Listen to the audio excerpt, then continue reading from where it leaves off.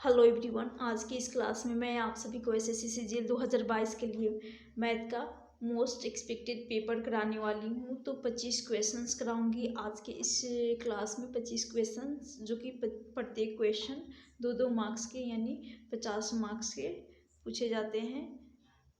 आज है expected paper का पेपर नंबर 2।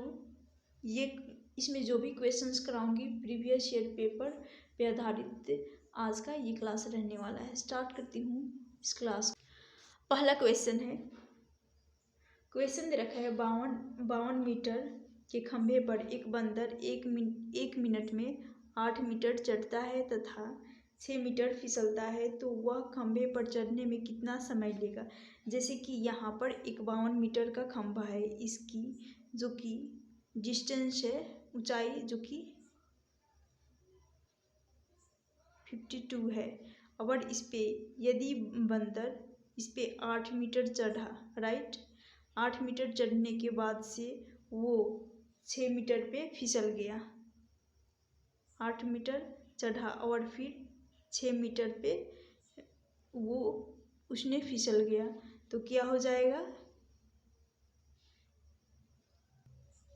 फिर उसने 6 मीटर पर फिसल गया, तो फिसल गया ये हो जाएगा, यहाँ पर आता है 52 और 52 हो जाता है 52 माइनस, यहाँ पर किया जाता है पहले 8 मीटर चढ़ता है और बटा में आ जाएगा उसने 8 मीटर चढ़ा, और यहाँ पर 8 मीटर चढ़ा और 6 मीटर फिसला, यानी 2 मीटर का गैप आ जाएगा। यहाँ से 2 मीटर का गैप आ जाएगा, बटा में हो जाएगा 2, यहाँ से बटा में 2 हो जाएगा। और टाइम लग रहा है 1 मिनट का, 1 मिनट का टाइम ले रहा है। यहाँ से इनका डिफरेंस निकालेंगे, ये हो जाएगा 44 बटा 2 कर लेंगे प्लस 1, 2 से 44 को काटेंगे, यहाँ से आ जाएगा 22 प्लस 1, 23। इस क्वेश्चन का राइट आंसर हो जाएगा ऑप्शन ए। उम्मीद करती हूँ क्वेश्चन समझ में आ गया होगा। यानी कहने का मतलब है टोटल डिस्टेंस जो कि 52 था, राइट, उस 52 में से हमें जो पहले 8 मीटर चढ़ रहा है उसको घटाना होगा। उसके बाद जो पहले चढ़ रहा है और फिर फिसल रहा है उसको घटाने पर यहाँ से आ जाएगा 2 आ जाएगा। लेकिन 52 माइनस पहले 8 चढ़ा, उसको घटाने पर 44 बटा 2 आ जाएगा और 1 मिनट समय लग रहा है, तो इसमें लास्ट में ऐड कर देंगे, 23 आ जाएगा इस क्वेश्चन का राइट आंसर। नेक्स्ट क्वेश्चन है क्वेश्चन नंबर 2। क्वेश्चन नंबर 2 है, टोटल 25 क्वेश्चंस रहेंगे। क्वेश्चन है, एक व्यक्ति 3 सामान्य दूरी को, एक व्यक्ति है जो कि 3 सामान्य दूरी को 12 किलोमीटर प्रति घंटा से, फिर 18 किलोमीटर प्रति घंटा और 9 किलोमीटर प्रति घंटा से तय करता है, तो उसका औसत चाल निकालनी है। यानी एक व्यक्ति है और अलग अलग जो कि एक 12 किलोमीटर और 18 किलोमीटर 9 किलोमीटर प्रति घंटा की चाल से वो गति को तय कर रहा है, तो यहाँ से और एवरेज निकालनी है, एवरेज स्पीड निकालनी है। तो यहाँ से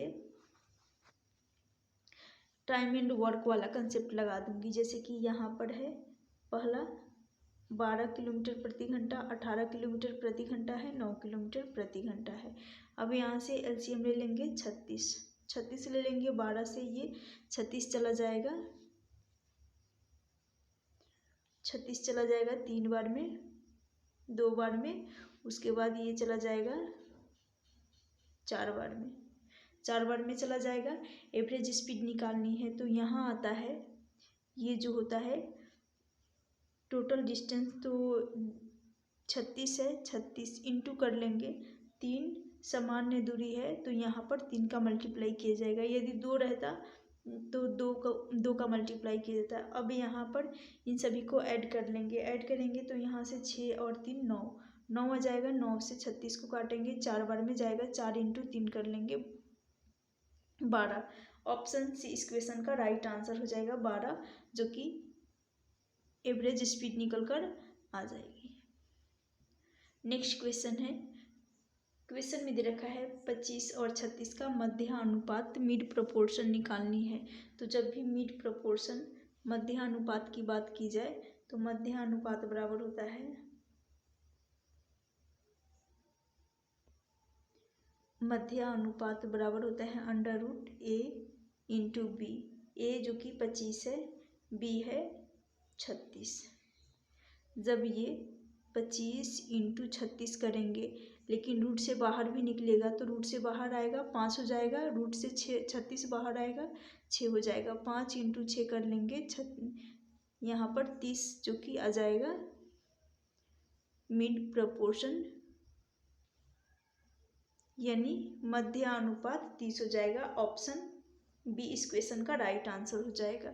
चलती हूँ नेक्स्ट क्वेश्चन। नेक्स्ट क्वेश्चन है क्वेश्चन नंबर 4। क्वेश्चन नंबर 4 है 1 सही 1/2 और 1 सही 1/3 के वर्ग का व्युत्क्रम किस अनुपात में है। यानी ये है क्वेश्चन में दे रखा है एक सही 1/2 है और 1 सही 1/3 है। इसके वर्ग का व्युत्क्रमानुपाती निकालना है, तो इसका वर्ग कर लेंगे, राइट। इसका वर्ग करेंगे और इसका व्युत्क्रमानुपाती जो यहाँ पर PYQ के टर्म में है, राइट। ये इसका हम व्युत्क्रमानुपाती निकालेंगे तो ये हो जाएगा Q ऊपर चला जाएगा और P नीचे आ जाए, सॉरी Q ऊपर चला जाएगा और P नीचे आ जाएगा। इसी को व्युत्क्रमानुपाती कहा जाता है। उल्टा हो जाता है, जो अंश हर में चला जाता है और हर अंश में। चलिए इसको सॉल्व कर लेते हैं। यहाँ पर 2 एकम 2 2 एकम 2 हो गया और फिर प्लस 1 कर लेंगे तो 3/2 हो जाएगा और इसका वर्ग करना होगा। फिर यहाँ 3 एकम 3 3 प्लस 1 ये हो जाएगा 4/3, इसका भी वर्ग करना होगा। तो यहाँ से आ जाएगा 9/4, 3 का स्क्वायर कर लेंगे, 9 2 का स्क्वायर करेंगे 4, और अनुपात है तो यहाँ पर अनुपात लगा देंगे। 4 का स्क्वायर कर लेंगे 16, 3 का स्क्वायर करेंगे 9। लेकिन इसका व्युत्क्रमानुपाती निकालना है, जो कि एक्सप्लेन कर चुकी हूँ ऑलरेडी। तो यहाँ पर आ जाएगा 4 ऊपर चला जाएगा और 9 जो कि है तो ये हर में आ जाएगा बटा में। फिर अनुपात करना है, यहाँ पर 16/9 है तो 9 ऊपर चला जाएगा और 16 जो कि नीचे आ जाएगा। अब यहाँ से क्रॉस मल्टीप्लाई कर लेंगे। क्रॉस मल्टीप्लाई करेंगे तो ये हो जाएगा, यहाँ 16 है, ये हो जाएगा 64, 16 चौका 64 अनुपात 81। ऑप्शन डी इस क्वेश्चन का राइट आंसर हो जाएगा। उम्मीद करती हूँ क्वेश्चन समझ में आ गया होगा। चलती हूँ next question. Question number 5। Question number 5 है 16 वस्तुओं का विक्रय मूल्य 24 वस्तुओं के क्रय मूल्य के बराबर है, तो प्रतिशत लाभ निकालनी है। 16 वस्तुएं हैं जिनका क्रय मूल्य दे रखा है 24 वस्तुओं के विक्रय मूल्य के बराबर, तो ये हो जाएगा 16 वस्तु को बराबर कर लूँगी। 16 वस्तु के क्रय मूल्य को 16 वस्तु के क्रय मूल्य को बराबर कर लूँगी 24 वस्तु के सेलिंग प्राइस के। तो यहाँ से जो कट रहा है ये काटेंगे, ये चला जाएगा 8 दूनी 16 और 8 तिरिके 24। तो यहाँ से कॉस्ट प्राइस और सेलिंग प्राइस, कॉस्ट प्राइस का रेशियो 3 हो रहा है और सेलिंग प्राइस का रेशियो,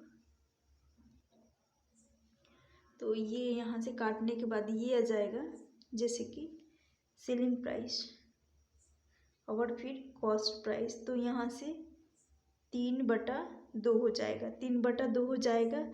अब इन दोनों को सेलिंग प्राइस का रेशियो कॉस्ट प्राइस से अधिक है तो प्रॉफिट हो रहा है, एक का प्रॉफिट हो जाएगा। सेलिंग प्राइस में से कॉस्ट प्राइस को माइनस करेंगे, एक का प्रॉफिट हो जाएगा। परसेंटेज प्रॉफिट निकालनी है तो यहाँ से हो जाएगा परसेंटेज प्रॉफिट बराबर होता है प्रॉफिट अपॉन कॉस्ट प्राइस गुना होता है 100। तो जैसे कि यहाँ पर एक का प्रॉफिट आया है और कॉस्ट प्राइस जो कि है 2 गुना कर लेंगे 100, 2 से काटेंगे तो यहाँ से आ जाएगा 50%। ऑप्शन ए इस क्वेश्चन का राइट आंसर हो जाएगा।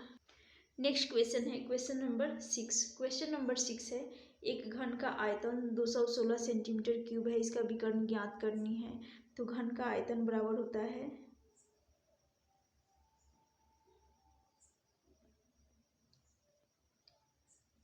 आयतन यानी वॉल्यूम बराबर होता है भुजा क्यू यानी ए का क्यू, भुजा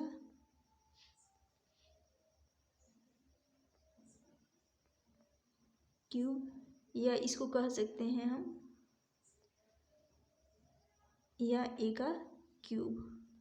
तो जैसे कि आयतन 216 है, 216 है यानी ए क्यूब, आयतन की जगह पर 216 रखेंगे, 216। तो यहाँ पर ए का माना जाएगा 6, क्योंकि 6 का क्यूब करेंगे तो ए आता है। ए यानी भुजा, भुजा जो किया जाएगा 6। तो हमें डायगोनल विकर्ण निकालना है, यहाँ पर विकर्ण जो कि निकालनी है। तो घन का विकर्ण बराबर होता है विकर्ण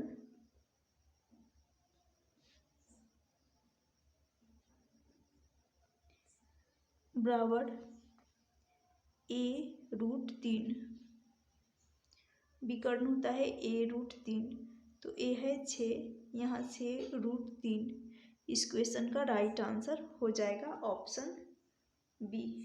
ऑप्शन बी इस क्वेश्चन का राइट आंसर हो जाएगा। तो घन का विकर्ण a√3 होता है और आयतन 2 भुजा की हुई, तो हर किसी को पता होगा। ऑप्शन बी इस क्वेश्चन का राइट आंसर हो जाएगा। चलती हूँ नेक्स्ट क्वेश्चन। नेक्स्ट है क्वेश्चन नंबर 7। यदि x माइनस 1/x बराबर 6 है तो x³ प्लस 1/x³ बराबर क्या होगा? तो ये सबसे पहले जानना जरूरी होगा। जब भी x माइनस 1/x हो और उसका पावर x का पावर x³ प्लस 1/x³ निकालना हो, तो इस केस में x से हमें क्यूब पे जाना होता है। x से हमें यदि क्यूब पे जाना होता है तो क्या करते हैं, यहाँ माइनस है, x से हमें क्यूब पे जाना होता है तो p³ माइनस का, यहाँ माइनस का साइन है तो इसका अपोजिट साइन प्लस हो जाएगा, p³ प्लस 3p होता है। यदि यहीं पे ये x माइनस 1/x से हमें जाना होता है बराबर p होता है, राइट, और हमें यहाँ पर p रहेगा, और हमें जाना होगा x² माइनस 1/x² पे, x² प्लस 1/,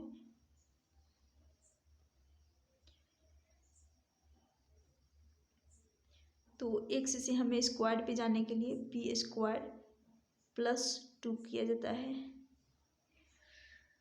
यहाँ पर माइनस है। यदि x प्लस 1/x बराबर p है और जाना होगा x² प्लस 1/x² पे, तो इस केस में यहाँ पर p² माइनस होता है, इसका अपोजिट साइन लेना होता है, p² माइनस 2। तो सेम प्रोसेस यहाँ पर भी लगने वाला है, इसको p मानेंगे और यहाँ से pq, यहाँ पर माइनस का साइन है तो इसका अपोजिट साइन लेना होता है, प्लस हो जाएगा। 3 इंटू पी का मान 6 है, 6 रखूँगी और ये हो जाएगा pq यानी 6 का क्यूब कर लेंगे 216। लास्ट क्वेश्चन में बताई हूँ, 3 इंटू 6 करूँगी 18 हो जाएगा, यहाँ प्लस रहेगा क्योंकि इसका अपोजिट साइन लेनी है, प्लस रहेगा। तो यहाँ से 8 और ये हो जाएगा 14, 3 234। इस क्वेश्चन का right answer option D, option D इस क्वेश्चन का राइट आंसर हो जाएगा। नेक्स्ट क्वेश्चन है क्वेश्चन नंबर 8। क्वेश्चन नंबर है 8। किसी टावर के पास 20 मीटर दूरी पर स्थित बिंदु है, ये टावर के बिंदु स्थित है, टावर के उच्च बिंदु का उन्नयन कोण 30 डिग्री है। तो टावर की ऊंचाई पूछी गई है। तो जैसे कि यहाँ पर ये एक टावर है जिसकी उन्नयन कोण 30 डिग्री है, तो ये हो जाएगा 90 डिग्री, यानी ये 90 हो जाएगा तो ये कोण हो जाएगा 60 हो जाएगा। तो आप सब यदि आप सब हाइट एंड डिस्टेंस पढ़े होंगे तो एक यहाँ पर ये जब 30 डिग्री का बन रहा है तो ये 90 और ये हो जाएगा 60। तो ए के सामने यदि भुजा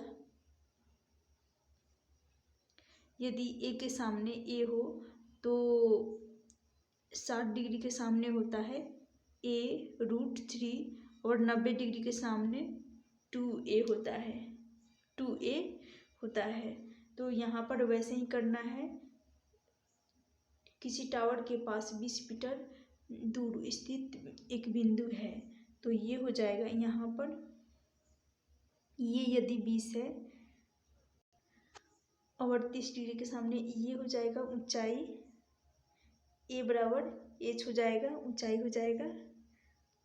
तो हमें सिर्फ 60 और 30 से मतलब है, और 60 डिग्री के सामने ये हो जाएगा a√3 जो कि 20 के बराबर है। ये क्वेश्चन में दे रखा है 20 के बराबर है, तो हमें यहाँ से a बराबर h है, यानी 30 डिग्री के सामने a होता है, 30 डिग्री के सामने a होता है और इसकी ऊंचाई, टावर की ऊंचाई ज्ञात करनी है, h ही हमें निकालनी है, राइट। तो यहाँ से आ जाएगा h = a है, जो कि इसको सॉल्व कर लेंगे तो ये हो जाएगा √20, इसको सॉल्व करेंगे, यहाँ से a बराबर आ जाएगा 20/√3 जो कि नीचे आ जाएगा 20 और यहाँ पर √3 नीचे आ जाएगा, यानी a का वैल्यू हो जाएगा a बराबर 20/√3, तो वही यहाँ पर आ जाएगा √3, a का मान रखेंगे 20 और a जो कि h के बराबर है। तो ऑप्शन 20√3 ऑप्शन डी इस क्वेश्चन का राइट आंसर हो जाएगा। ऊंचाई हमें निकालनी थी, तो ऊंचाई निकालने के लिए यहाँ पर a का मान रखना होगा, राइट। a का मान रखेंगे, a का मान जो कि 20/√3 आया था। नेक्स्ट क्वेश्चन है क्वेश्चन नंबर 9। एक नाव धारा की दिशा में 10 घंटे में 24 किलोमीटर दूरी तय करती है। धारा की विपरीत दिशा में इतनी ही दूरी तय करने में उसे दो घंटे अधिक लगते हैं, तो शांत जल में नाव की चाल ज्ञात करनी है। एक नाव है जो कि धारा की दिशा में, यानी जिस साइड धारा है उसी की दिशा में 10 घंटे में 24 किलोमीटर की दूरी तय करती है, और धारा की विपरीत दिशा में 2 घंटे अधिक, तो 10 यहाँ है और 2 बढ़ा देंगे तो 12 हो जाएगा। अब इसको सॉल्व कर लेते हैं। धारा की दिशा को कहा जाता है डाउन स्ट्रीम। डाउन स्ट्रीम ये हो जाएगा 24, दूरी 24 है और टाइम लग रहा है 10 घंटे का।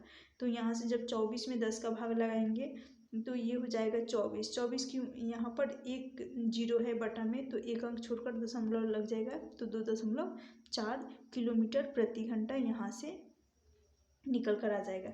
फिर ऑफ स्ट्रीम यानी धारा की विपरीत दिशा, तो ऑफ स्ट्रीम निकालने के लिए यहाँ पर क्या करेंगे, दूरी सेम है, सेम डिस्टेंस है, और पहले 10 घंटा लग रहा था, अब 2 बढ़ गया। धारा की विपरीत दिशा में जाने में 2 घंटे अधिक लग रहे हैं, तो 10 + 2 ये हो जाएगा 12। 24 में 12 का भाग लगाएंगे, यहाँ से आ जाएगा 2 किलोमीटर प्रति घंटा, 2 किलोमीटर प्रति घंटा। अब हमें चाहिए नाव की चाल, नाव की चाल ज्ञात करनी है। तो नाव की चाल ज्ञात करने के लिए यहाँ से हमें निकालना होगा भी, यानी यहाँ पर क्या कर लेंगे, भी बराबर हो जाएगा down stream plus of stream, और बटा में होता है 2। यदि ये तो नाव की चाल हो गई, यदि धारा की चाल निकालनी होती तो यहाँ पर हो जाता, या x मान लेती हूँ, राइट।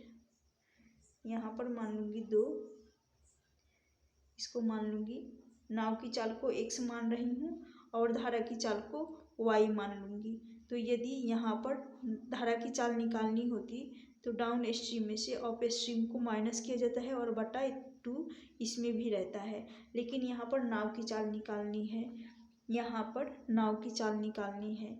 डाउन स्ट्रीम है 24 यानी 2.4 है, और प्लस 2 हो जाएगा, और बटा में भी 2 रहेगा, तो यहाँ से आ जाएगा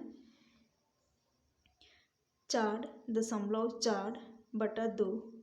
इसको सॉल्व कर लेंगे, ये हो जाएगा 2.2, ये दशमलव में आएगा। ऑप्शन डी इस क्वेश्चन का राइट आंसर हो जाएगा।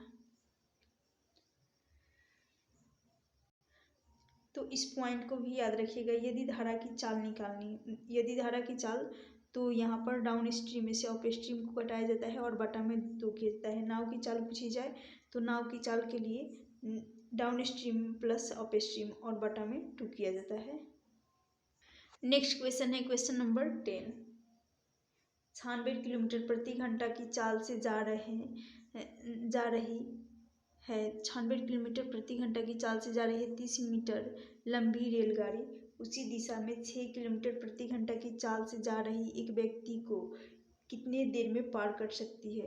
तो जब भी दो ऑब्जेक्ट्स जो कि एक ही साइड एक ही डायरेक्शन में जाते हैं तब उनके स्पीड आपस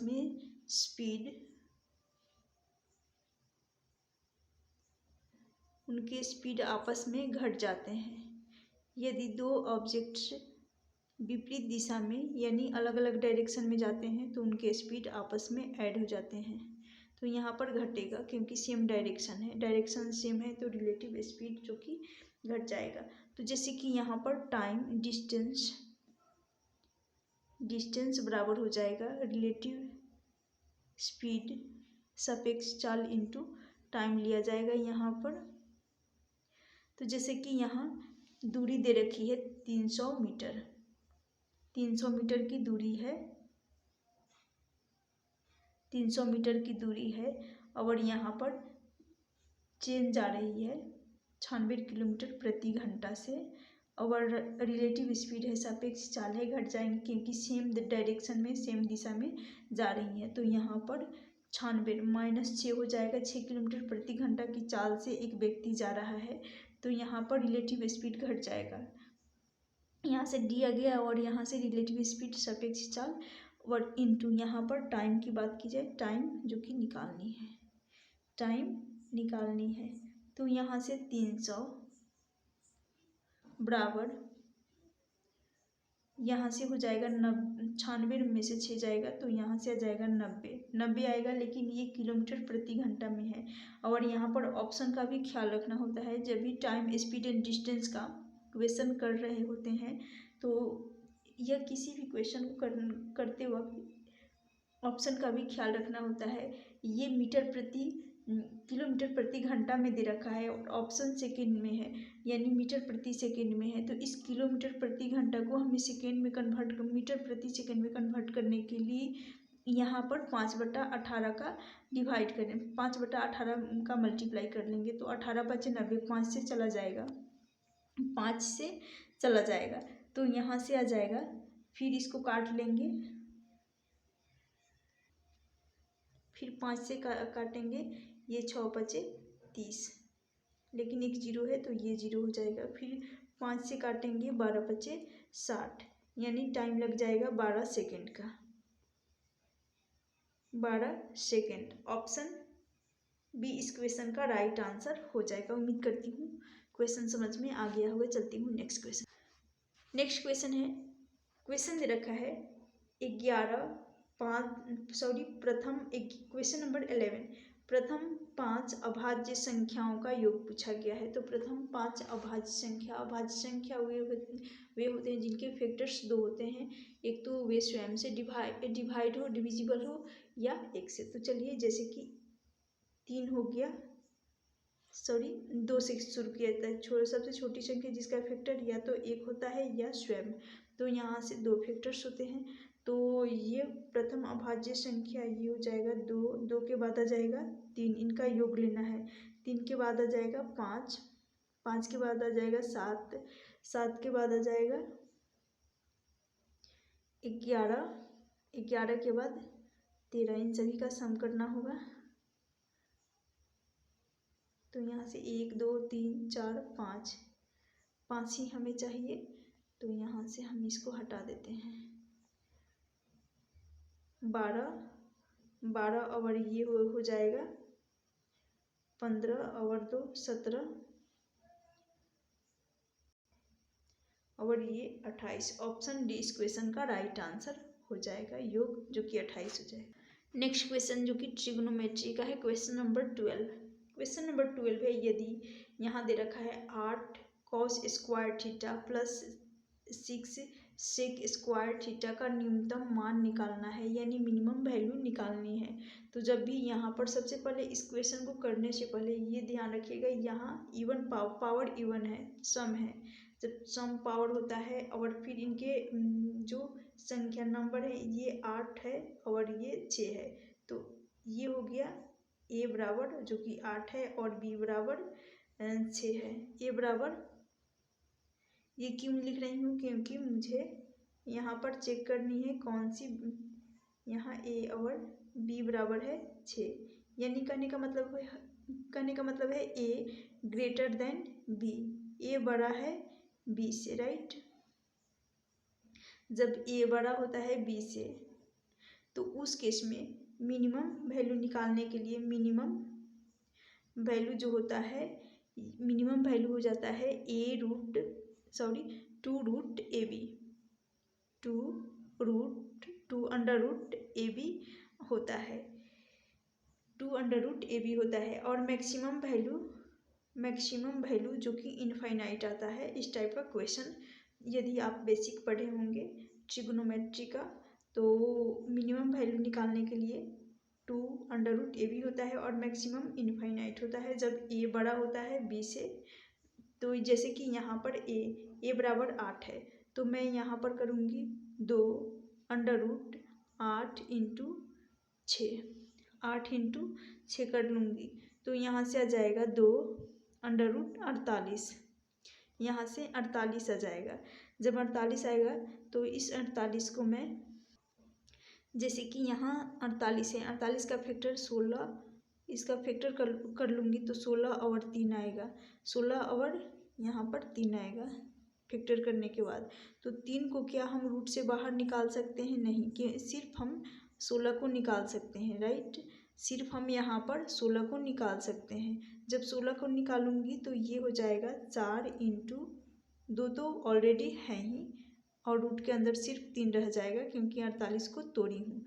तो यहाँ से 4 दूनी 8, 8 रूट 3 इस क्वेश्चन का राइट आंसर हो जाएगा ऑप्शन बी, ऑप्शन सी हो जाएगा, ऑप्शन सी इस क्वेश्चन का राइट आंसर हो जाएगा। एक बार फिर से बता दे रही हूँ, जब भी यहाँ पर ए बड़ा हो और बी छोटा हो, यानी ए ग्रेटर देन बी, और पूछा जाए न्यूनतम मान मिनिमम वैल्यू, तो क्या करिएगा, मिनिमम वैल्यू निकालने के लिए मिनिमम वैल्यू बराबर होता है 2 अंडर रूट ए बी, और मैक्सिमम तो इनफाइनाइट आ जाता है, लेकिन यहाँ पर न्यूनतम पूछा गया है तो न्यूनतम, उसके बाद 2 रूट ए इंटू बी का मान रखेंगे। ऑप्शन सी इस क्वेश्चन का राइट आंसर हो जाएगा।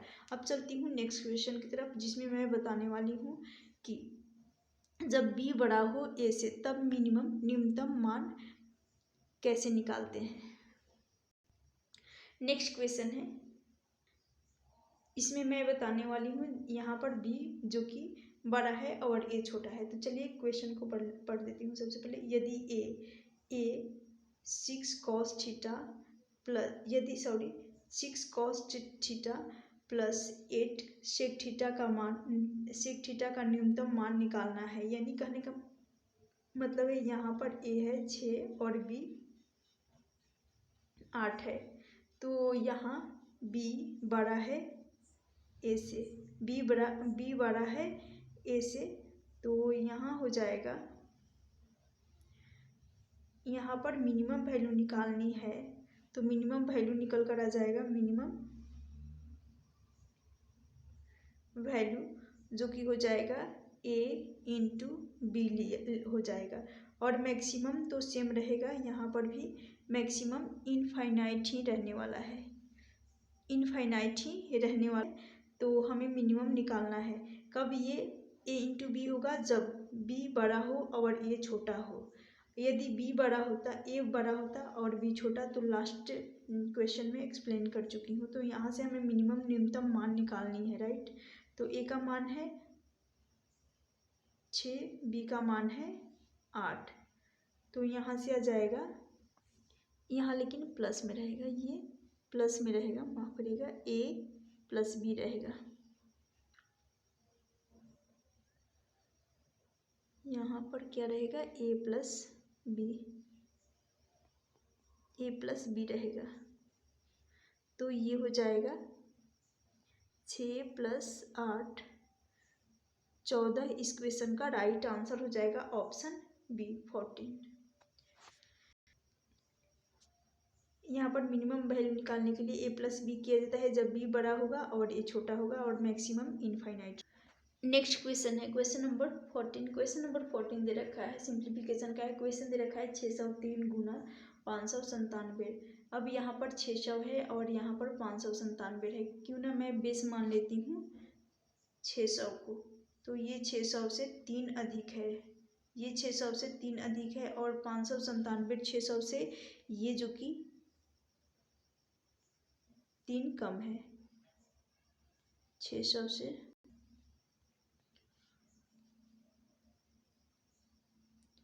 600 से ये 3 कम है। तो जब भी इस टाइप का क्वेश्चन, यानी कहने का मतलब है यहाँ पर a प्लस बी बन रहा है और यहाँ पर a माइनस बी, ये हर एग्जाम में पूछा जाता है, इम्पॉर्टेंट क्वेश्चन है। तो जब भी a प्लस बी और a माइनस बी हो और बीच में मल्टीप्लिकेशन का साइन होता है तो यहाँ पर कुछ नहीं करना होता है। सबसे पहले यहाँ सिर्फ बराबर करना होगा a square minus B square के, और a बराबर 600 b बराबर 3 रखी हूँ। तो यहाँ पर a का मान हो जाएगा 600, 600 का स्क्वायर कर लेंगे, 6 का स्क्वायर 36 और 2 जीरो है, 2 जीरो का स्क्वायर कर लेंगे, ये हो जाएगा 4 जीरो। फिर यहाँ पर b जो कि है 3, 3 का स्क्वायर कर लेंगे 9। अब 36 और इनमें से घटाएंगे, घटाने के बाद यहाँ कुछ नहीं, जीरो है तो 10 मानेंगे, 10 में से 9 हो जाएगा, 1 यहाँ पर आ जाएगा 9, फिर यहाँ पर 9, फिर ये हो जाएगा 9, यहाँ पर बचेगा 5 और 3। कौन सा ऑप्शन जो कि मैच करेगा, तो 35 999 1, ऑप्शन डी इस क्वेश्चन का राइट आंसर हो जाएगा। उम्मीद करती हूँ ये क्वेश्चन भी समझ में आ गया होगा। कुछ नहीं करना था, इस टाइप के क्वेश्चन को करने के लिए ये फॉर्मूला याद कर लीजिएगा। जब भी a plus B into A minus B हो, ये हमेशा बराबर होता है a square minus B square के। सिर्फ इस फॉर्मूले को पता होना चाहिए, इस फॉर्मूले आपको पता होना चाहिए। नेक्स्ट क्वेश्चन है क्वेश्चन नंबर 15। क्वेश्चन नंबर 15 है, एक वर्ग के क्षेत्रफल का संख्यात्मक मान उसकी प्रत्येक विकर्ण की संख्यात्मक मान के आधे के बराबर है। तो विकर्ण का संख्यात्मक मान पूछा गया है। तो आप सभी को पता होगा वर्ग का क्षेत्रफल होता है, वर्ग का क्षेत्रफल भुजा स्क्वायर यानी a का स्क्वायर। तो हमें यहाँ कर लेंगे वर्ग का क्षेत्रफल, इसको बराबर करना होगा विकर्ण के संख्यात्मक मान के आधे के बराबर करना होगा। तो वर्ग का विकर्ण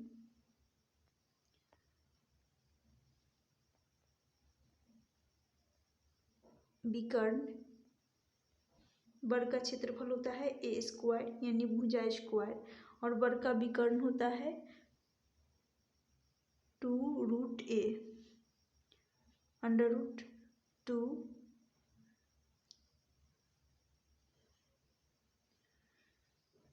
इसका आधा करना है। जब आधा करेंगे विकर्ण का आधा करना है, बटे 2 करना है, यानी 1/2 आधा। तो यहाँ पर बटा 2 कर लेंगे। जब 2 करेंगे तो यहाँ से आ जाएगा a बराबर √2, सॉरी, ये हो जाएगा a बराबर 1/√2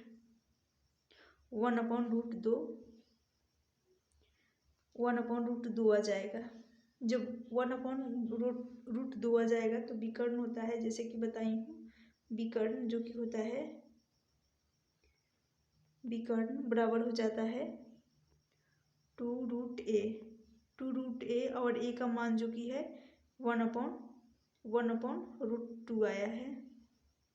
तो यहाँ से इसको सॉल्व करेंगे तो इसका मान हो जाएगा 1, विकर्ण जो कि निकल कर आ जाएगा 1। ऑप्शन डी इस क्वेश्चन का राइट आंसर हो जाएगा। नेक्स्ट क्वेश्चन है क्वेश्चन नंबर 16। एक वस्तु 25 रुपये में 6 की दर से खरीदा जाता है और 20 रुपये में 8 की दर से बेचा जाता है। तो प्रतिशत लाभ या यहाँ पर हानि होगी, प्रतिशत लाभ या हानि निकालनी है। प्रतिशत लाभ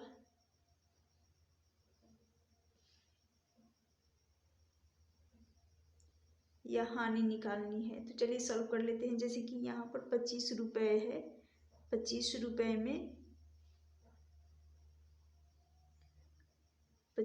में 6 की दर से खरीदी जाती है, ये है।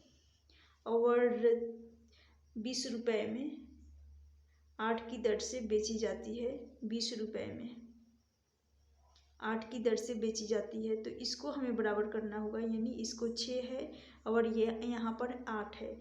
जब 6 है और 8 है तो इसको इक्वल करने के लिए मैं यहाँ पर 4 का मल्टीप्लाई करूँगी। जब 4 का मल्टीप्लाई करूँगी ये हो जाएगा 24। तो यहाँ पर भी हमें 24 बनाना होगा। जब यहाँ पर 24 बनाने के लिए मैं यहाँ पर 3 का मल्टीप्लाई करूँगी, जो कि 24 हो जाएगा। सबसे पहले इसी को बराबर करनी होती है, दर को, जो कि 6 की दर से बेची जाती है, खरीदी जाती है, और 8 की दर से बेची जाती है। इसको बराबर करना होगा। इस साइड जब मैं 4 का मल्टीप्लाई की हूँ तो इसमें भी 4 का मल्टीप्लाई होगा। यहाँ 3 का मल्टीप्लाई तो इसमें 3 का मल्टीप्लाई हो जाएगा। अब हमें इससे कोई मतलब नहीं है, हमें इससे कोई मतलब नहीं है, हमें सिर्फ इस वाले से मतलब है, क्योंकि ये तो हो गया कॉस्ट प्राइस और यहाँ से ये हो जाएगा सेलिंग प्राइस। और कॉस्ट प्राइस और यहाँ पर सेलिंग प्राइस निकल कर आ गया 25 इंटू 4 कर लेंगे, यहाँ से आ जाएगा 100, 20 इंटू 3 कर लेंगे, यहाँ से आ जाएगा 60। हमें क्या निकालना है, लाभ या हानि प्रतिशत निकालनी है। तो कॉस्ट प्राइस जो कि 100 है और सेलिंग प्राइस 60 है। तो अब यहाँ पर चेक कर लेंगे, सेलिंग प्राइस 20 इंटू 3 करने पर यहाँ से आ गया 60। तो 100 में से यदि मैं 60 को माइनस करूँगी तो यहाँ से आ जाएगा 40%। ये 40% का लॉस हो रहा है। जब 40% का लॉस हो रहा है, 40 रेशियो का लॉस हो रहा है। परसेंटेज लॉस निकालने के लिए लॉस का परसेंटेज लॉस बराबर होता है लॉस का रेशियो ऊपर अंश में आता है और कॉस्ट प्राइस नीचे और गुना हो जाता है 100 का, गुना 100 का हो जाता है। तो जैसे कि यहाँ पर 40 है, 40 है, इसको मैं थोड़ा सा हटा रही हूँ, 40 है, राइट। तो ये परसेंटेज यहाँ से हमें लॉस निकालनी है। 40 का लॉस हो रहा है। जो भी लॉस या प्रॉफिट निकाला जाता है हमेशा कॉस्ट प्राइस के सापेक्ष में। कॉस्ट प्राइस है 100, गुना हो जाएगा, परसेंटेज निकालना है तो गुना 100 का होगा। 100 से 100 कटेगा, 40% का लॉस हो जाएगा। तो यहाँ से ऑप्शन डी इस क्वेश्चन का राइट आंसर हो जाएगा। उम्मीद करती हूँ क्वेश्चन समझ में आ गया होगा। चलती हूँ नेक्स्ट क्वेश्चन की तरफ। ये क्वेश्चन भी इम्पॉर्टेंट है। नेक्स्ट क्वेश्चन है क्वेश्चन नंबर 17। ए एक काम को 18 दिन में कर सकता है, बी उसी काम को 15 दिन में करता है। ए के द्वारा काम शुरू किया जाता है। काम ए ने शुरू किया। ए और बी दोनों एकांतर दिनों पे काम करते हैं तो काम कितने दिन में समाप्त हो जाएगा। यहाँ ए एक कार्य को 18 दिन में करेगा, बी उसी कार्य को 15 दिन में करेगा, 15 दिन में करेगा। इन दोनों का एलसीएम 90 ले लेती हूँ। 18 बचे 90, 15 छक्का 90। अब यहाँ पर कहा गया है ए ने काम शुरू किया, इससे अभी हमें कोई मतलब नहीं है, लास्ट में इसका ज़रूरत पड़ेगा। जैसे कि ए और बी यानी ए एक दिन में उसने ए 5 यूनिट कार्य कर रहा है। एक दिन में ए द्वारा 5 यूनिट कार्य किया जा रहा है, 5 यूनिट। फिर दूसरे दिन आएगा बी, एकांतर दिनों पे कार्य कर रहे हैं। एक दिन ए कर रहा है, दूसरे दिन बी, फिर एक दिन ए कर रहा है, दूसरे दिन बी, ऐसे जो कि कर रहे हैं। फिर एक दिन के लिए बी करेगा जो कि 6 यूनिट, एक दिन में बी की क्षमता है 6 यूनिट का। अब यहाँ पर एक दिन हो गया और यहाँ पर एक दिन, यहाँ दोनों को मिलाकर 2 दिन हो गया, राइट। 2 दिन में यहाँ कर रही हूँ मैं, दो दिन में वे काम को कर लेते हैं। यहाँ पर 2 दिन में ए 5 यूनिट कर रहा है और बी 6 यूनिट। तो इनको ऐड करेंगे तो यहाँ से आ जाएगा 11 यूनिट कार्य, 11 यूनिट कार्य हो जाएगा। तो 2 दिन में 11 यूनिट कार्य किया जा रहा है दोनों को मिलाकर। हमें चाहिए 90 यूनिट टोटल वर्क, जो कि 90 करवानी है। टोटल वर्क को 90 करवानी है, टोटल वर्क जब 90 करवानी है, 90 वर्क चाहिए और यहाँ 11 हो रहा है, तो हमें 11 में कौन सी संख्या का मल्टीप्लाई करें कि जो 90 के करीब पहुँच सके। तो मैं 11 का 8वां मल्टीपल लूँगी तो 88 हो जाएगा। 88 काम जो कि कंप्लीट हो जाएंगे वो। तो इधर यूनिट में 8 का मल्टीप्लाई की हूँ तो दिन में भी मल्टीप्लाई करूँगी तो यहाँ से हो जाएगा 16 दिन। 16 दिन में वे 88 यूनिट कार्य कर रहे हैं। 16 दिन में 88 यूनिट कार्य जो कि कंप्लीट हो चुका है और टोटल 90 करवानी है और 88 कंप्लीट हो चुका है, यानी शेष काम अभी भी बच रहा है। शेष वर्क जो कि बच रहा है 2 बच रहा है, तो 2 यूनिट अभी भी करवानी है। और 16 दिन में 88 यूनिट काम कंप्लीट हो चुका है, 2 शेष बची हुई है। तो अब जो शेष बचा हुआ काम है वो ए शुरू किया था, जो शुरू करता है वही आखिरी में आता है। तो ए शुरू किया है तो फिर से ए आएगा।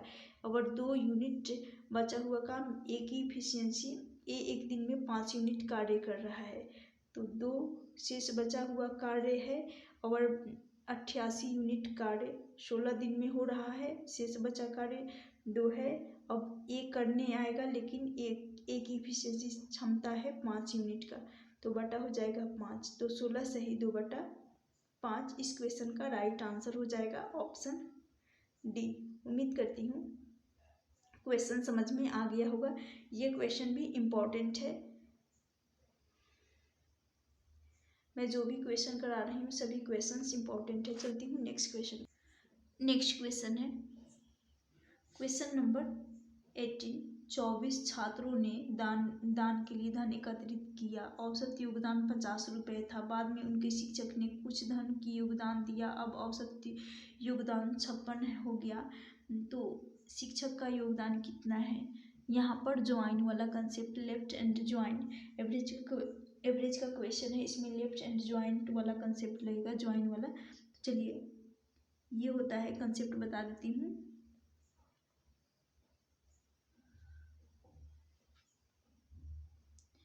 यहाँ पर रहेगा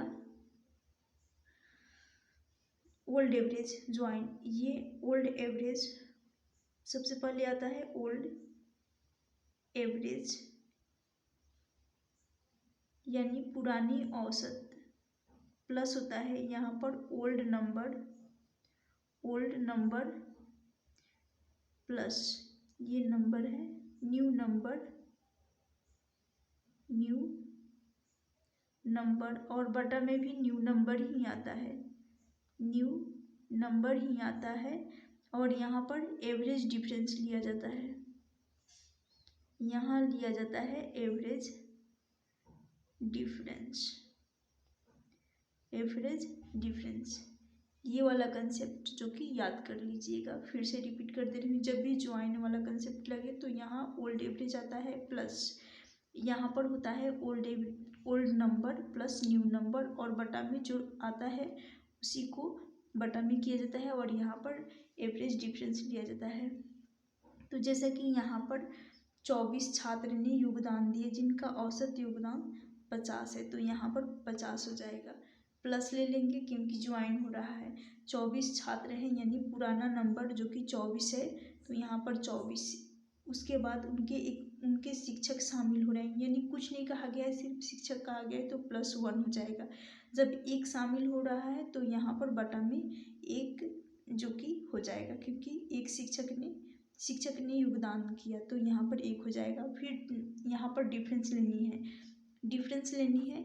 यहाँ 50 है पहले वाला, तो यहाँ पर 56 में से हमें 50 को माइनस करना होगा। एवरेज डिफरेंस लेनी है, तो 56 - 50 करेंगे तो अब शिक्षक के योगदान देने से अब औसत योगदान 56 हो गया, तो 56 में से 50 को माइनस कर लेंगे। ये हो जाएगा 50 प्लस यहाँ पर हो जाएगा 25 अपॉन में 1 और यहाँ से 56 - 50 करेंगे 6 हो जाएगा। इनको 25 × 6 यहाँ से आ जाएगा 150 50 प्लस 25 इंटू 6 करने पर ये हो जाएगा 150। इनको ऐड करेंगे ये हो जाएगा 200। 200 इस क्वेश्चन का राइट आंसर हो जाएगा। उम्मीद करती हूँ ये क्वेश्चन भी क्लियर हो गया होगा और साथ में लेफ्ट वाला ज्वाइन वाला कंसेप्ट भी रिवीजन हो गया होगा। चलती हूँ नेक्स्ट क्वेश्चन की तरफ। नेक्स्ट क्वेश्चन है क्वेश्चन नंबर 18। एक समचतुर्भुज के विकर्ण की लंबाई 16 सेंटीमीटर और समचतुर्भुज की विकर्ण की लंबाई 16 और 12 सेंटीमीटर है, तो क्षेत्रफल निकालनी है। तो समचतुर्भुज का क्षेत्रफल बराबर होता है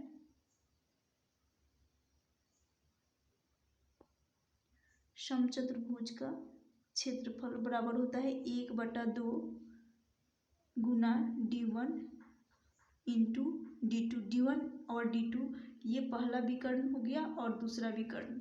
अब चलिए d1 इंटू d2 हो जाएगा, जैसे कि 1/2 हो गया गुना 16 गुना 12 कर लेंगे। 8 दूनी के 16, 12 इंटू 8 करेंगे, यहाँ से आ जाएगा 96। ऑप्शन डी इस क्वेश्चन का राइट आंसर हो जाएगा। तो समचतुर्भुज का क्षेत्रफल भी ये भी याद कर लीजिएगा। क्षेत्रफल निकालने का फॉर्मूला होता है 1/2 दोनों विकर्णों का गुणनफल लिया जाता है। तो पहला विकर्ण 16 है, दूसरा विकर्ण 12 है। क्वेश्चन के साथ साथ फॉर्मूले भी रिवीजन करवाती चली जा रही हूँ ताकि आप सभी को फिर से याद हो जाए। चलती हूँ नेक्स्ट क्वेश्चन की तरफ। नेक्स्ट क्वेश्चन वे लास्ट क्वेश्चन जो कि 19 था, ये 20 है। क्वेश्चन दे रखा है साइन 30 डिग्री कॉस 60 डिग्री बटा में cos 60 into sine 30 minus ten 45। तो यहाँ से कॉम्प्लीमेंट्री एंगल हो रहा है, यानी θ1 प्लस θ2 जो कि 90, θ1 प्लस θ2 का मान जो कि 90 डिग्री के बराबर आ रहा है। तो ये यहाँ से तो 1 आ जाएगा, यहाँ से वैल्यू 1 आ जाएगा, यानी ये पूरा जो कि 1 हो जाएगा, राइट। अब यहाँ पर बचा tan 45। tan 45 का भी मान 1 होता है, तो यहाँ से 1 और 1 यहाँ से आ जाएगा 0। ऑप्शन ये यहाँ दो ऑप्शन है, ऑप्शन ए इस क्वेश्चन का राइट आंसर हो। नेक्स्ट क्वेश्चन है क्वेश्चन नंबर 21। यदि a प्लस 1/a बराबर 5 है तो a³ प्लस 1/a³ निकालना है। तो यहाँ इसको मानेंगे p। a से क्यूब पे जाया जा रहा है तो डायरेक्टली p²। यहाँ प्लस है तो यहाँ माइनस, इसका अपोजिट साइन लेना होता है प्लस। यहाँ प्लस है तो यहाँ माइनस हो जाएगा p²। क्यूब है a से हमें क्यूब पे जाना होता है, तो p³ माइनस 3p होता है। यहाँ 5 का क्यूब कर लेंगे 125 हो जाएगा, और 5 का क्यूब 125 और 3 इंटू 5 कर लेंगे तो यहाँ से आ जाएगा 15। इनके बीच का डिफरेंस लेनी है, तो यहाँ से डायरेक्टली यहाँ पर मैं 15 लिख दे रही हूँ। 0 110 इस क्वेश्चन का राइट आंसर हो जाएगा, ऑप्शन डी। नेक्स्ट क्वेश्चन है क्वेश्चन नंबर 22। क्वेश्चन नंबर 22 है 10 पुरुष या 12 महिलाएं उसी काम को 12 दिन में पूरा कर सकती हैं, तो 5 पुरुष और 2 महिलाएं एक साथ काम करते हैं तो काम को कितने दिन में पूरा करेंगे, कितने दिन लगेंगे काम को पूरा करने में। तो सबसे पहले इसको ख्याल रखिएगा, यदि यहाँ पर या रहे तो हमेशा बराबर का साइन आता है, यदि यहाँ पर और रहता और तो हमेशा और या बात कर लेते हैं तथा, तो यहाँ पर प्लस होता है। तो जैसे कि यहाँ दे रखा है 10 पुरुष तो 10 मैन काम को कितने दिन में, 10 दिन में, तो यहाँ पर गुना हो जाएगा 10 दिन। इसको बराबर करना होगा क्योंकि या है, बराबर करना होगा 12 महिला, 12 वुमेन उसी काम को 10 दिन में कर रही हैं, 10 दिन में कर रही हैं। तो यहाँ 10 दिन से 10 दिन ये कट जाएगा, ये तो नहीं भी लेते तो हो जाता, लेकिन मैं एक्सप्लेन करने के लिए ली हूँ। इसको काटेंगे तो यहाँ से 6 दूनी 12 और 5 दूनी 10, यानी मैन और वुमेन की एफिशिएंसी मैन की हो जाएगी 6 और वुमेन की एफिशिएंसी 5 हो जाएगी।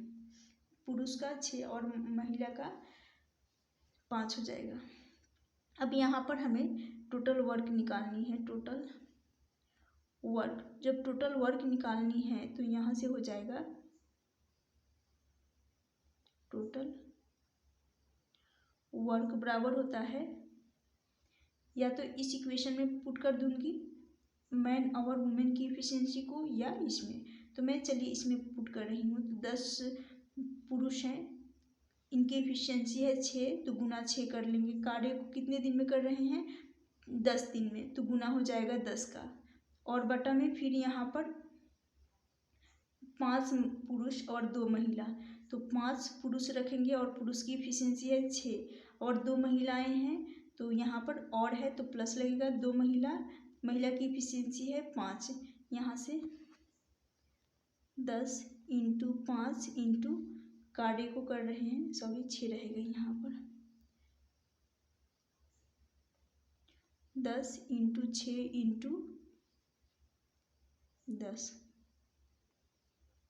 10 दिन में कार्य कर रहे हैं। फिर यहाँ से 30,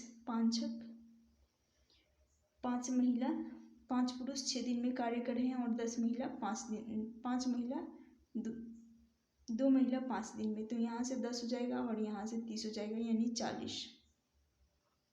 40 आ रहा है। इसको जब काटेंगे तो ये हो जाएगा, शून्य से शून्य चला जाएगा और इसको मल्टीप्लाई कर लेंगे, 60 हो जाएगा। 15 चौका 60। ऑप्शन बी इस क्वेश्चन का राइट आंसर हो जाएगा। नेक्स्ट क्वेश्चन है क्वेश्चन नंबर 23। क्वेश्चन नंबर 23 है, ए और बी की आयु का अनुपात 8 वर्ष पहले 2:3 था। 4 वर्ष पहले उनकी आयु का अनुपात 5:7। अब से 8 वर्ष के बाद उनकी आयु का अनुपात क्या होगा? तो जैसे कि यहाँ पर कहा गया है ए और बी हैं, उनके 8 वर्ष पहले 2:3 था और यहाँ पर 4 वर्ष,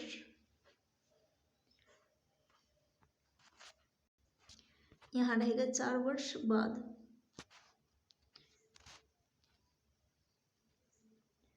यहाँ बाद में रहेगा। चलिए सॉल्व कर लेते हैं। ए हो गया और बी 2:3, ये 8 वर्ष पहले का है और 4 वर्ष बाद, तो यहाँ से हो जाएगा, यहाँ रहेगा, फिर से लिख देती हूँ, यहाँ बाद रहेगा तो 4 वर्ष बाद, तो यहाँ से ये हो जाएगा 4 आज प्लस का 4, फिर प्लस का 4 हो जाएगा, प्लस का 4 और प्लस का 4, तो उसके बाद 5:7 हो रहा है। क्रॉस में मल्टीप्लाई कर लेंगे तो यहाँ से आ जाएगा 7 × 2 14, 5 × 3 यहाँ से आ जाएगा 15। तो यदि 15 में से 14 को माइनस करेंगे यहाँ से आ जाएगा 1 रेशियो आ रहा है।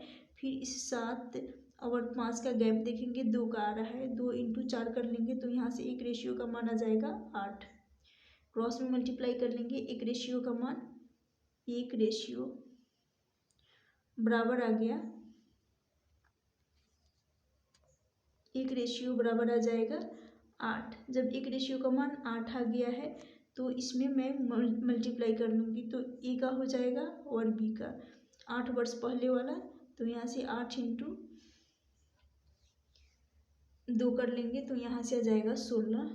1 रेशियो का मान 8 है और ए का है 8 वर्ष पहले वाला 2 रेशियो और फिर बी का है 3 रेशियो, तो यहाँ से आ जाएगा 8 × 3 = 24। जब 8 का 3 मल्टीप्लाई कर लूँगी तो अब यहाँ पर हो जाएगा 8 वर्ष पहले और 8 वर्ष बाद। कहा गया है 8 वर्ष बाद उनकी आयु का अनुपात पूछा गया है, तो इसमें मैं 16 का मल्टीप्लाई कर लूँगी क्योंकि 8 वर्ष पहले और 8 वर्ष बाद, तो ये हो जाएगा 16, सॉरी ऐड करना होगा, तो यहाँ पर भी ऐड हो जाएगा। उनकी आयु का अनुपात पूछा गया है तो यहाँ से आ जाएगा 32 और यहाँ से आ जाएगा 40। उम्मीद करती हूँ इसका सिंपल रेशियो बनाना होगा, तो यहाँ से आ जाएगा 8 चौका 32 और 8 बजे 40, 4:5। ऑप्शन डी इस क्वेश्चन का राइट आंसर हो जाएगा। एक बार फिर से एक्सप्लेन कर दे रही हूँ। यहाँ पर क्वेश्चन में कहा गया ए और बी की आयु का अनुपात 8 वर्ष पहले 2:3 था, राइट। उसके बाद 4 वर्ष बाद, यहाँ पर बाद में रहेगा, पहले नहीं क्वेश्चन में, जो कि टाइपिंग में मिस्टेक हो चुका है। तो यहाँ पर 4 वर्ष बाद उनकी आयु का अनुपात 5:7 था। अब से 8 वर्ष बाद उनकी आयु का अनुपात पूछा गया है, तो ए का 8 वर्ष पहले 2:3 था, 4 वर्ष बाद तो प्लस का 4 हो जाएगा, ये 5:7 हो रहा है क्रॉस मल्टीप्लाई करने पर यहाँ से तो आ गया 1 और फिर इन दोनों का डिफरेंस लेंगे, या इस तरह भी कर सकते हैं 7 चौक 28 और 7 पचे 4 पचे 20, तो यहाँ से भी 28 20 माइनस 28 माइनस 20 करेंगे 8 रेशियो आ जाएगा, 1 रेशियो का मान 8 आ जाएगा। जब 1 रेशियो का मान 8 आ गया है तो इसमें 8 वर्ष पहले वाले रेशियो में 8 को मल्टीप्लाई करेंगे 8 का तो 16 हो जाएगा, और 3 का मल्टीप्लाई करेंगे 8 × 3 24 हो जाएगा। 8 वर्ष पहले और 8 वर्ष बाद पूछा गया है बाद का रेशियो, तो यहाँ पर 16 हो जाएगा, ऐड हो जाएगा 16 16 32, और यहाँ से 16 प्लस करेंगे 24 40 हो जाएगा, 4:5 इस क्वेश्चन का राइट आंसर हो जाएगा। नेक्स्ट क्वेश्चन है क्वेश्चन नंबर 25। क्वेश्चन नंबर 25 है, किसी वस्तु का अंकित मूल्य उसकी लागत मूल्य से 25% अधिक है। एक दुकानदार अंकित मूल्य पर x% की छूट पर इसे बेचता है। यदि 8% की हानि उठाता है तो x का मान पूछा गया है। 25% का प्रॉफिट, तो यानी 25% को सॉल्व करेंगे 1/5 आ जाएगा, 1/4 आ जाएगा इसका फ्रैक्शन वैल्यू। प्रॉफिट हो रहा है तो ये 4 रेशियो से 5 हो जाएगा, 4 पर 1 रेशियो की वृद्धि हो जाएगी। और यहाँ पर डिस्काउंट छूट दिया जा रहा है डिस्काउंट, तो यहाँ से x से y मान लेते हैं डिस्काउंट को। उसके बाद 8% की हानि उठानी पड़ रही है, तो 100 पहले था, अब 100 से 8% की नुकसान पर बेचा जा रहा है, तो ये हो जाएगा 92 हो जाएगा। अब इसको डिवाइड कर लेंगे, 4 से 4 का भाग लगा देंगे 100 में, यहाँ से आ जाएगा 25, फिर यहाँ से तो 25 आ गया। अब क्रॉस में मल्टीप्लाई करनी होती है, तो यहाँ से 25 × 5 कर लेंगे, x का मान आ जाएगा, x बराबर हो जाएगा 125, और y का मान निकल कर आ जाएगा 92 रहेगा। इसमें क्रॉस मल्टीप्लाई कर लेंगे तो y बराबर 92 रहेगा। अब इन दोनों का डिफरेंस लेंगे, डिफरेंस यहाँ से आ जाएगा 125 माइनस 92, यहाँ से आ जाएगा 33 का डिफरेंस आएगा। 25 के रेस्पेक्ट में 125 के रेस्पेक्ट में x के रेस्पेक्ट में गुना हो जाएगा 100 का, गुना 100 का हो जाएगा। तो 25 चौका 100, 25 कॉमन नंबर से 25 और 100 और 125 कट जाएगा, और 25 बचे 125, तो 32 × 4 कर लेंगे, 33 × 4 कर लेंगे, 4 × 12 और 4 × 12 132 हो जाएगा, 32/5 करेंगे तो ये 26.4% इस क्वेश्चन का राइट आंसर हो जाएगा, ऑप्शन ए। उम्मीद करती हूँ ये क्वेश्चन भी समझ में आ गया होगा। चलती हूँ नेक्स्ट क्वेश्चन की तरफ। नेक्स्ट क्वेश्चन है एवं आखिरी क्वेश्चन है, क्वेश्चन नंबर 25। ए ने 2160 रुपये में 48 वस्तु बेची। यदि 10% नुकसान उठाना पड़ा, कितनी वस्तुएं उसने 2016 रुपये में बेचना चाहिए जिससे 12% का लाभ हो। ये क्वेश्चन बेहद ही इम्पोर्टेंट है। जैसे कि ये 48 रुपये में वस्तु बेच रहा है, तो 48 बराबर कर लूँगी 2160 के, 48 से 2160 को काटूँगी तो ये 48 से तो नहीं कटेगा, इसको काट लेती हूँ मैं 12 से काटूँगी तो ये 12 चौक 48, फिर यहाँ पर इसको काटूँगी तो ये आ जाएगा 180, फिर इसको 4 से काटने पर यहाँ से 1 रेशियो का मान आ जाएगा, 1 रेशियो का मान 45 आ रहा है, यानी एक वस्तु का मान 45 आ रहा है। एक वस्तु यदि वो 45 रुपये में बेचता है, एक वस्तु को 45 रुपये में बेचनी पड़ती है उसको। फिर यहाँ पर कहा गया है उसे 10% का नुकसान उठाना पड़ रहा है, तो कॉस्ट प्राइस और सेलिंग प्राइस 10% का नुकसान यानी 1/100 कर लेंगे। जो 10 होता है ये कॉस्ट प्राइस होता है, तो 10 कॉस्ट प्राइस पे 1 का लॉस हो रहा है, तो लॉस होने के बाद रेशियो हो जाएगा सेलिंग प्राइस का 9। ये 9 जो कि 45 के बराबर, एक वस्तु उसने 45 रुपये में बेची, राइट।